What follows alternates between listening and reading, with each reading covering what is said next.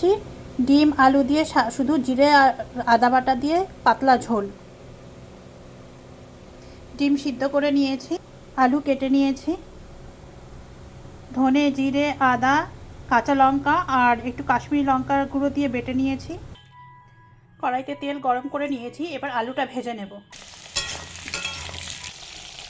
এবার ডিমটা ভেজে নেব। এবার তেলে সাদা জিরে ফোড়ন দেব, তেজপাতা ফোড়ন দেব, টমেটো দেবো, টমেটো দিয়ে একটু নাড়াচাড়া করে নেব। এবার আদা জিরে বাটাটা দিয়ে দেবো। আদা জিরে কাঁচা লঙ্কা বাটা আছে এর ভেতরে, আর একটুখানি কাশ্মীরি লঙ্কার গুঁড়ো দেওয়া আছে। হলুদ গুঁড়ো দেবো, নুন দেবো, সামান্য একটু চিনি দেবো, দিয়ে এবার মশলাটা কষিয়ে নেব। মশলাটা কষানো হয়ে গেছে, এবার ভেজে রাখা আলু আর ডিমটা দিয়ে দেবো এর ভেতরে।